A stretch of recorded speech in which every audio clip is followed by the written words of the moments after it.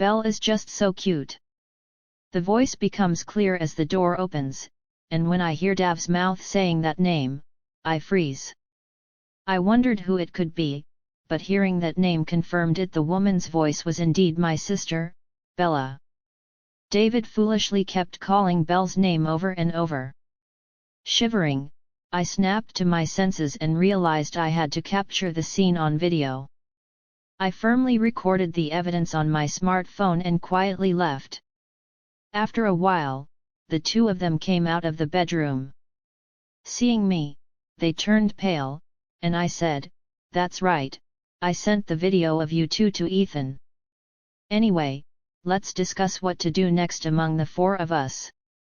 At those words, Belle's face turned even paler. What do you mean?" "Just what it sounds like. I've got the video as evidence."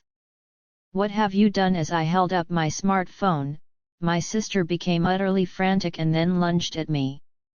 "My name is Anna, a 45-year-old housewife with twin boys in the 6th grade. I've heard that twins run in families, and indeed, I am a twin myself. I have a twin sister named Bella.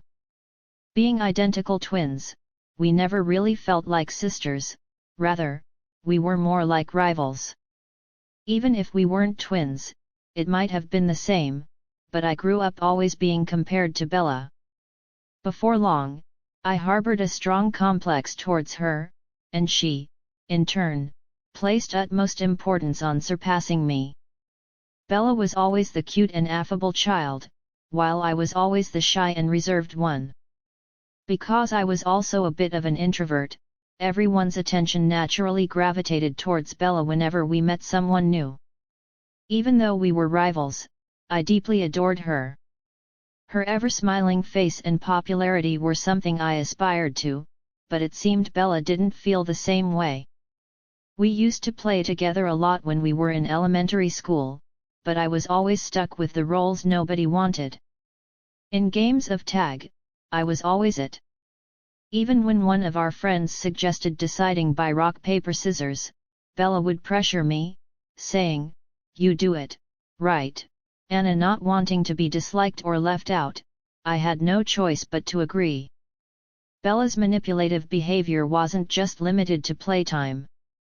In 6th grade, we were deciding roles for a school play of Snow White. Not being much of an actress, I hoped to be the narrator.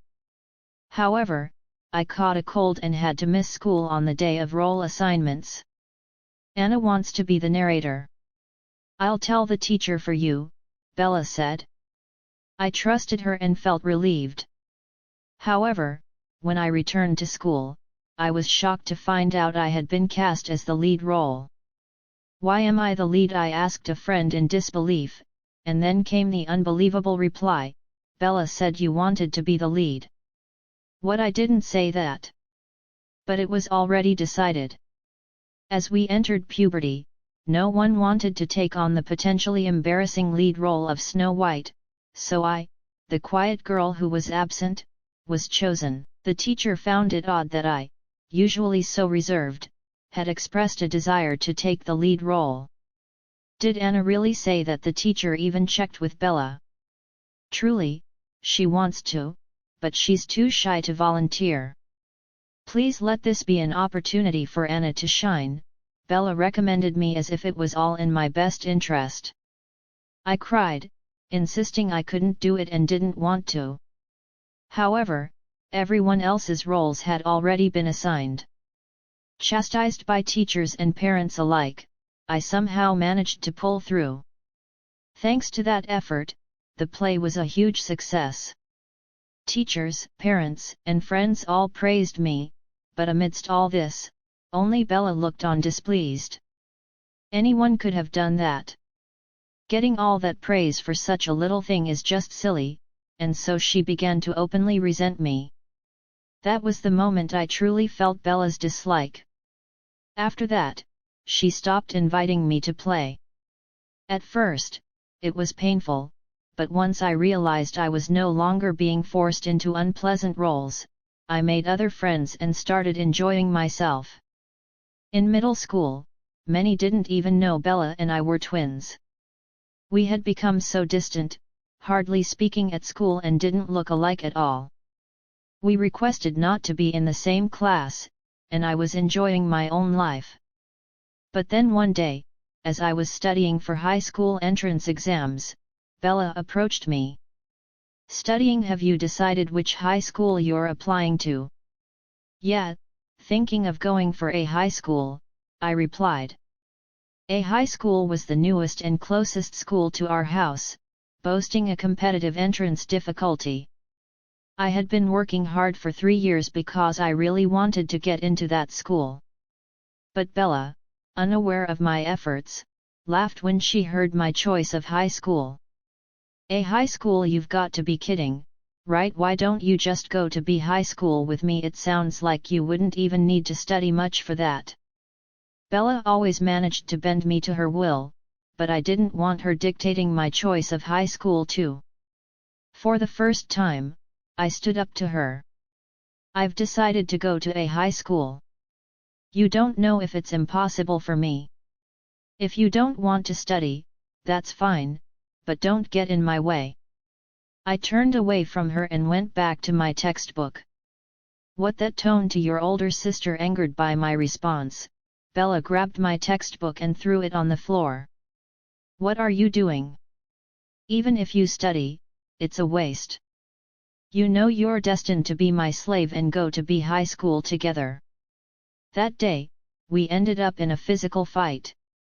Our parents came running when they heard the commotion and pulled us apart, but by then my textbook was torn to pieces. More than that, my heart was shattered by hearing Bella's true feelings about me. To Bella, I was just a convenient target for all the unpleasant things. Realizing that Bella saw me as her slave was a clear awakening, but I didn't give up on studying. Fortunately, my parents contacted the school for me, and I got a new textbook. With my parents' support, Bella no longer interfered with my studies, and I was able to dedicate myself to them and successfully got into my chosen school. As she had initially declared, Bella barely studied for the exams and went on to B high school. Thus, we went to different high schools, pursued our education at different universities, and eventually started our careers. As an adult, I began living on my own, and that's when I met a man, my husband, David. David and I were hired at the same time and felt a closeness because we were from the same area. When he asked me out, I felt like I was dreaming. "I actually like you, Anna. I'd be happy if you'd go out with me." Hearing those words made me incredibly happy. I had feelings for David too, but I had never had the courage to admit such feelings openly. I wasn't pretty like Bella, and having had almost no experience with love during my school days, I could hardly believe he felt the same way about me. "I'd be happy to. Thank you." Being in a relationship for the first time made me feel overjoyed. Since we started dating, I've been doing my best to make him happy, cooking meals and preparing lunch boxes for him.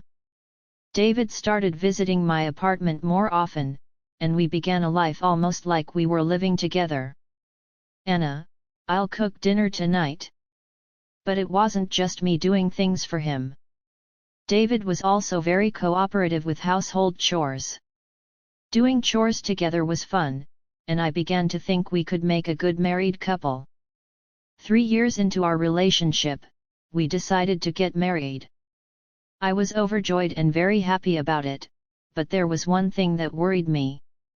"You're a twin, right? I'd like to meet your sister," David brought it up. During the 3 years we were dating, I had told him that I have a twin sister, but I had never introduced him to Bella. I hadn't even told her about having a boyfriend. Since that big fight in middle school, there had been a deep rift between us. Yeah, that's right. But if we were getting married, it was inevitable that Bella and David would meet. The thought of how Bella might scorn us made me anxious, but I knew I had to introduce them at some point. What married since when I finally called Bella after a long time, she seemed surprised by my news and raised her voice. I had told my parents, but it seemed Bella hadn't heard about it yet. She sounded like this was news to her. Yeah, and I want to introduce Bella to the man I'm going to marry. I'm busy, you know. Well, if you insist, I guess I could meet him. Bella was as condescending as ever, so I asked her to make some time for us. Bella hadn't changed since we were kids. I figured I had to be the adult and humble myself. We went back home to meet Bella on her day off. David suggested we all have a meal together with our parents, so we arranged to meet at a restaurant. Then, on the day we went to the restaurant, even when the time came, Bella didn't show up. Bella's late. I thought she said she'd be on time. Sorry, David. Don't worry about it. She'll show up eventually. Let's just wait a bit longer. Both my parents and I felt bad for keeping David waiting. 15 minutes past the scheduled time, Bella showed up in a flashy dress. Sorry, did you wait? We did. What's with the outfit? Well, it's kind of like a meet and greet, right? Thought I should dress up. I couldn't help but be exasperated by her. Not just me, but our parents just gave a wry smile. If she knew it was a meet and greet, I wished she hadn't been late without even messaging, especially not for the sake of getting dressed up. Seemed immature for an adult, but wanting to keep the peace, I swallowed my words. We introduced Bella and David to each other. Wow, Anna, you've snagged a good-looking one. Working at the same place means he must be earning well. Bella made several rude remarks to David on their first meeting. What do you do in your free time with Anna? No, before you started dating Anna. She grilled David like it was a speed dating session. Despite our parents' attempts to stop her, Bella kept going, saying, "It's fine. I want to know what kind of man Anna's husband will be." David was gracious, saying, "Don't worry about it," and entertained Bella throughout. By the end of the meal, I was exhausted and sighing. However, it didn't end there. Bella's quite the character, the opposite of Anna. I always say we're the least like twins ever. When I responded with a forced smile, David said, "Maybe you should take a leaf out of Bella's book. She's always smiling, good at conversation, and cute."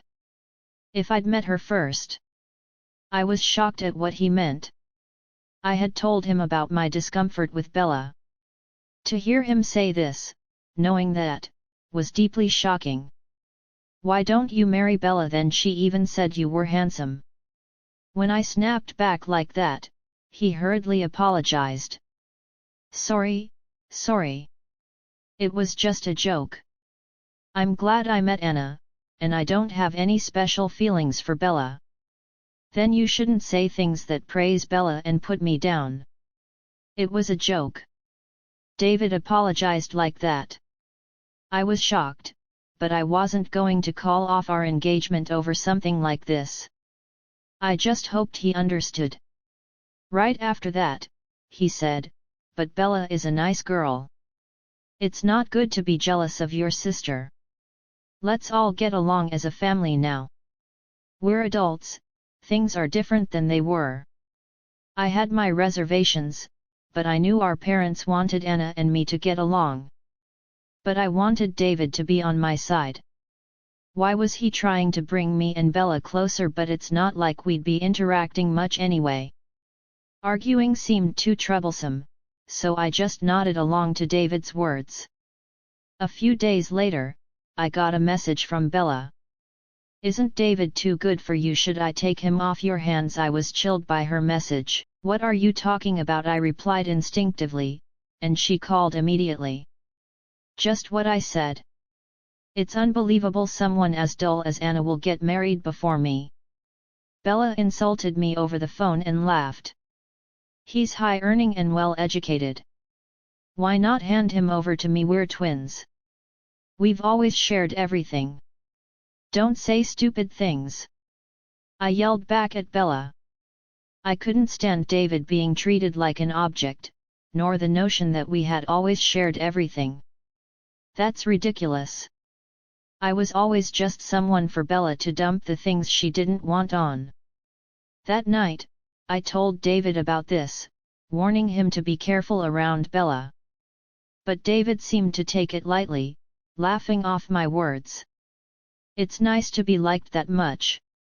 Don't worry, Bella's not serious. It's not funny. You don't know what Bella might do. Do you doubt my feelings? It's okay because I said it's okay. Despite him being such a wonderful person, I felt like David had changed after meeting Bella. David would affirm everything when it came to Bella, just because she's my sister. Other than that, he was the same wonderful partner as always, but I was dissatisfied with how he changed whenever Bella was involved. Don't worry so much. But as David said, if he himself didn't sway, there was nothing Bella could do. Feeling unsettled by her words was proof I hadn't fully trusted David, so I was admonished. Indeed, he was right. I decided to trust David and ignore Bella's words. Even afterward, Bella sent me spiteful messages, but I never replied. Fortunately, Bella didn't interfere with us, and I prayed we could become wonderful sisters while leading a happy married life. Years went by. After I turned 40, my parents told me that Bella had gotten married. By then, I had blocked her and wasn't in contact, although we occasionally saw each other at our parents' home. Bella would insult me, being nearly 40 and still unmarried. Bella had become resentful towards me, and it seemed she was avoiding me as well. I thought Bella, being quite picky, wouldn't marry, but I was genuinely glad for her when I heard she had found someone. I realized how terrible I had been when Anna got married, only after I got married myself. Moreover, through my parents, Bella apologized to me. After that, we started communicating again. Indeed, Bella had changed, becoming much calmer than before. It was as if she had returned to the Bella I once loved. I never thought the day would come when Bella and I could laugh together again, so I was very happy. Bella even introduced me to her husband. He was about 5 years our senior, named Ethan. He seemed to care for Bella deeply, which reassured me. Having both married, Bella and I became closer. Our parents were very happy to see us getting along. I wanted to make up for the time we had spent apart. Then a few years later, something happened. I became ill at work and had to leave early. I wanted to inform David, but he was out on business, so I left a message with a colleague. I went straight home. Upon entering the house, I immediately sensed something was off. It felt like there was someone inside, even though the house was supposed to be empty. Could it be a burglar? That thought flashed through my mind as I quietly entered. Listening closely, I could hear noises and voices coming from the bedroom. As I stood silently in front of the bedroom, I recognized David's voice coming from inside. But I couldn't bring myself to speak up. The nature of his voice strained the blood from my face. It was unmistakably the sound of an intimate moment. The creaking of the bed confirmed my fears. I didn't need to see inside to know what was happening, and my hands trembled. However, if David was cheating, I had to catch him in the act. With that thought, I carefully opened the door with my smartphone in hand, ready to record. What I saw inside the bedroom was even more shocking. "Belle is really cute, isn't she?" The voice became clearer as the door opened. Hearing David say her name, I froze. Now that he mentioned it, the female's voice was indeed Bella's. David kept foolishly repeating Bella's name. Trembling, I recorded the scene and quietly left. I sat in the dining area in shock for a while. I was supposed to be home early due to feeling unwell, but that shock made me forget my illness. Staring blankly at my phone, I just waited for this nightmare to end. Then a few minutes later, the bedroom door opened. "I'll head back to work now, so lock up," said a voice. "Okay, it'd be nice if we could live together soon." Hearing this, I hurriedly stood up. Noticing the noise, David and Bella saw me in the hallway. "Anna, why are you here?" David exclaimed, turning pale. "Why, this is my house, right? But why is Bella here? Aren't you both supposed to be at work?" Bella looked away for a moment but then smirked defiantly. "Why do you think you wanted it from my own mouth, didn't you, Bella?" David tried to stop her, but Bella wouldn't be silenced. "I've always hated how you look down on me. Happiness and David don't suit you. I'll take everything." With that, Bella declared. I just smiled at her words. "Is that so? Then I'll give you David, Bella, but don't think you can take my happiness." Bella seemed annoyed by my retort, glaring at me. To that, I continued addressing her directly. "Yeah, I sent the video to Ethan. Let's discuss this as a group of 4 sometime soon." Bella's face turned pale instantly. "What do you mean?" "Just what I said. If you want David, Ethan should know about this, shouldn't he?" "What have you done?" Bella lunged at me.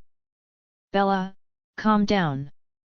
"How can I calm down?" David tried to stop her, but Bella was beyond reason. Just then, the smartphone inside Bella's bag rang. At that sound, Bella froze in place. "Looks like Ethan's calling, isn't it?" Bella, pale-faced, hesitantly looked at her bag but showed no sign of answering the call. In the silent room, only the sound of the phone echoed. After a while, it stopped ringing, and then my phone rang. See, since Bella didn't answer, now he's calling me. "Anna, I'm truly sorry. Please forgive Bella. Can you somehow cover for her with Ethan? If not, Bella will lose everything." David started making statements as if to protect Bella. Bella, standing next to him, began to sob bitterly as if she were the tragic heroine. What David said made sense. Actually, Ethan is not only Bella's husband but also the president of the company where she works. If Ethan learns about Bella's infidelity, divorce talks might start, and she might not be able to continue working at his company, especially now during work hours. There's no room for sympathy, though it seems harsh. She did this knowing full well she could lose everything. I can't possibly cover for her. That's too harsh. David, as usual, tried to defend Bella. His words infuriated me, and I glared at David. Worried about her thinking Bella is the only one who's going to lose her family and job is a huge mistake. At my shout, David flinched, then started sweating profusely. It was as if he suddenly came to his senses, starting to break out in a cold sweat. He must have understood the meaning of my words. "Just so you know, I've also sent the video to the company's main email address, including your department and name." "What have you done by then?" Ethan's call had ended. David and Bella stood frozen with a look of despair. After kicking them out, I called Ethan. "Sorry to disturb you at work. It's about the video, right?" "Yes, it involves David, doesn't it?" "Yes," I replied to Ethan's gentle voice. "I'm sorry for asking this of you," he said. Actually, Ethan had consulted me because he felt something was off with Bella. It might have been plausible for the old Bella, but the current Bella truly loved Ethan. I didn't think she would cheat, and I had conveyed as much to Ethan. But just in case, he had asked me to gather evidence if Bella did something questionable. That's why I think I was able to film calmly. "Please don't apologize. I'm glad I could capture evidence of David's infidelity. If you hadn't asked me, I probably wouldn't have thought to do so calmly. I told Ethan. It would be a lie to say I wasn't shocked. It's shocking enough to discover an affair, let alone with one's own sister. I had every right to be angry. My sons will be home soon, so let's talk another time. I told Ethan and hung up. Tears flowed endlessly, but for my sons and my own future, I knew I had to be strong. That day, I went about my usual routines, and when the kids had settled down for the night, David came home. "Were you with Bella?" I asked him, and David, clearly in a bad mood, snapped back at me. "I got called into HR because of you. The decision on my punishment will come later." "What are you going to do about this?" The way David turned the blame on me, making me out to be the villain despite his actions, made me almost laugh. Crying over such a man was a waste of time. "There's nothing to be done. Do as you please. You understand the situation, right? If we divorce, I'm taking the kids." Still want to divorce? His attempt to use our sons as leverage was pathetic, and I told him so. "What are you talking about? You think you'll get custody after likely losing your job? Divorce is a foregone conclusion, stop being ridiculous." David had nothing to say, of course. Getting caught in adultery during work hours, dismissal seemed inevitable. Was he still so clueless about the gravity of his actions? If that's the case, then he's incredibly foolish. "I'll be leaving tomorrow." "Wait a minute. Can't we consider starting over? Can't you forgive just one affair?" David, now taking a submissive stance, began apologizing to the assertive me. "One time," I asked back. According to Ethan, Bella's behavior had been odd for several months. Given Ethan's job involves mostly being out for sales, there's a good chance she might have been returning home like this. "Just one," David responded weakly to my question, his eyes darting around from the lack of confidence in his answer. It was clear it wasn't just once. It felt ridiculous to pursue it any further, so I dropped the subject. The next day, I told my sons about David's infidelity. They are in 6th grade now, old enough to understand that hurting and betraying others is wrong. I apologized for having such a conversation at this sensitive time in their lives, and they said they wanted to talk it over alone and went to their room. After just a few minutes, they came out with their bags packed and said, "We're on your side, Mom." I couldn't help but cry. The boys laughed and comforted me as I apologized again. Then we went back to my parents' house. My parents were speechless when they heard about Bella and David's actions. Despite being happy that we had become close as sisters again, I felt sorry. But Mom apologized to me, crying. "Bella hasn't changed after all. I'm sorry for always making you endure her." Cut ties with both Bella and David. "We will keep our distance from Bella to the bare minimum," Dad said, and I felt relieved. From that day, I started commuting to work from my parents' home. David, perhaps on suspension, didn't come to the office but called me multiple times instead. Ignoring him as I didn't have time to deal with it, he began to send messages day and night. "I love you, Anna. Let's live happily as a family of 4 again." I was insane. I was just deceived by that woman. "I don't know how to live without you, Anna." Perhaps these were what you'd call Romeo emails. I was almost fooled for a moment, but thanks to my sons laughing uproariously at those messages, I realized how ridiculous they were. However, I couldn't ignore him forever. Eventually, I had to meet him to sign the divorce papers. I made plans to meet David at a cafe on my day off. Choosing to meet at a cafe instead of going home was Ethan's advice. He said that being in a public place would help keep the conversation calm. When Ethan and Bella arrived at the cafe together, Bella had become so thin in just a few days, she looked like a different person. She must have fallen out of favor with Ethan. Serves her right. Now, both Bella and David, please sign the divorce papers. It seemed Bella was also reluctant to divorce. To the two hesitating to sign, David said, "It's a misunderstanding, Ethan. It's your choice to divorce, but we won't."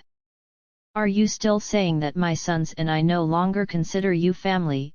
I retorted. I addressed David's desperate attempts. Ethan sighed deeply and said, "You could go to court, but it's clear you'll lose. Considering the alimony and legal fees for the divorce trial, can you afford it?" "Alimony for the divorce trial? Of course. You both betrayed your families. Bella to me and Anna, David. You'll have to pay us a proper settlement in the divorce trial." Bella started trembling silently. Her silence and weight loss now made sense. "What am I supposed to do? I might be fired. How can I pay?" David began to argue, pale-faced. "You did this to yourself. Besides, you owe child support for both kids, right, Bella?" At my words, Bella flinched. "You wanted to live together, right? You're welcome to have the house." I laughed loudly. "And don't forget the mortgage payments." David was taken aback, probably having forgotten about the mortgage. Both sat sweating, pale and silent in front of the divorce papers. Later, Ethan introduced me to a lawyer, and I managed to claim alimony and legal fees and finalized the divorce. David, who had resisted divorce so much, proposed to Bella immediately after our divorce was finalized. I knew he had liked Bella from the start. When did their affair turn serious? Hearing this, I felt nothing but disdain. Meanwhile, Bella, who had genuinely loved Ethan, was abandoned and eventually lost her job too. Why did she end up with David despite loving Ethan so much? Remaining puzzled, I asked Ethan about it. He hesitated before revealing, "Actually, she started complaining about you a few months ago." "Really? Complaining about how you, who were useless, got married and even have kids?" "It's extravagant," he explained. Could it really be because of that? I wondered, but considering Bella's personality, it wasn't impossible. Yet the thought that she went to such lengths just to set me up was horrifying. "It was because I thought you might be in danger that I consulted Anna, but I never imagined it would lead to this with David." "I'm truly sorry," Ethan said apologetically. "It's okay. It's over now, and David is to blame for taking up Bella's invitation as well." That concluded our conversation. Ethan and I agreed to keep in touch for updates on the divorce compensation and legal consultations. According to him, the two, burdened with a substantial amount of divorce compensation, ended up marrying and living together. Bella was abandoned by her parents and had nowhere else to go. It seemed she reluctantly accepted David's proposal because she had no family left. From what the lawyer told me, Bella couldn't accept that she ended up divorcing Ethan and marrying David, whom she didn't love, because of me.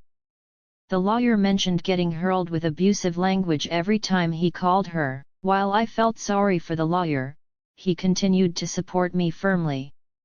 Perhaps because of Ethan's presence, I couldn't be more grateful. For a while, we'll still have to make calls to demand the divorce compensation, and it seems I'll continue to rely on their support. 5 years passed. The divorce compensation and child support were being paid on time, and my emotional wounds had largely healed.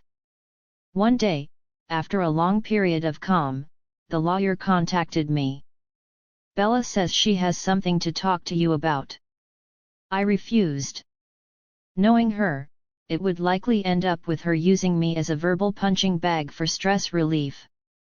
I decided never to trust or forgive Bella again and asked the lawyer to convey my refusal. However, Bella insisted it was urgent, and David also requested a meeting on her behalf. Given their persistence, I reluctantly agreed. However, lacking the courage to meet them alone, I contacted Ethan. Feeling somewhat guilty for doing so after such a long time, he gladly agreed to accompany me. And so, I met with them after a long while. David and Bella were sitting at the cafe with a solemn demeanor. When Bella saw my face, she looked slightly relieved. "What's this about? Why did you call me here?" I asked, and Bella said, "Actually, I've developed renal failure and need to undergo dialysis." I was taken aback. "It's your fault, no, both of your faults, that Bella ended up like this. She couldn't sleep without drinking alcohol, and yet because of the divorce settlement payments, she had to work. Your actions have destroyed her health." David angrily blamed us, but I thought it was their own doing. Ethan seemed to agree, as he sighed and looked exasperated. "So what? I'm not reducing or refunding the divorce settlement. Be thankful I agreed to installments." I stood firm, and Bella, crying, lowered her head. "I'll pay the divorce settlement. Please, I'm begging you, give me a kidney." "What?" I exclaimed loudly at her outrageous request. "What are you talking about? There's no way I'd give it to you." When I refused, David said, "You were born a twin with Bella for this reason. You have a duty to help her." "What are you talking about? Who has been pushing all the unpleasant things onto me? Did Bella ever help me once in such situations? Don't talk about trivial matters. Bella's life is at stake here," David angrily retorted. Bella began to cry and plead, apologizing. David insulted me as heartless, pressuring me for the transplant as if threatening. At that moment, feeling as though I was being blamed, Ethan spoke up. "If she needs dialysis, then undergo dialysis. Do you understand how tough dialysis is, and do you understand how difficult a transplant is? Why should she risk her life for Bella?" Their words left them speechless. I felt relieved with Ethan's support and caught my breath. "Moreover, Bella, you've repeatedly called Anna useless. Isn't it too convenient to ask for help only when you're in trouble? That's Bella. You've destroyed Anna's happy life. Anna has no obligation to save your life." Bella broke down crying, and David was at a loss for words. Both of them must have thought that I would surely give them a kidney. If I had been alone, I might have been persuaded. Once again, Ethan saved me. "Take care then. Oh, and don't forget the transfer for this month's payment." With that, I got up and left. Whether I'm called heartless or a devil, I cannot forgive them both. I don't know what kind of life they will lead from now on, but I hope they never forget what they did and reflect on it. It seems David and Bella were both working part-time to make ends meet, but now that Bella can no longer work properly, their financial situation is dire. But that's their karma. Everything is the result of their actions. Their atonement won't end until they've paid the compensation ordered in the divorce settlement. I continue to live happily with my parents and sons. My parents no longer even mention Bella's name. However, they are happy to see the twins getting along well. It's comforting to see a bond between my sons that Bella and I never had. I continue to keep in touch with Ethan frequently. He's a genuinely good person, always thoughtful and considerate. It appears he has developed feelings for me, but I'm not ready to reciprocate them at this time. I don't want to cause any more upset for my sons. But in a few years, when they come of age, I hope to have the chance to think about my own happiness again.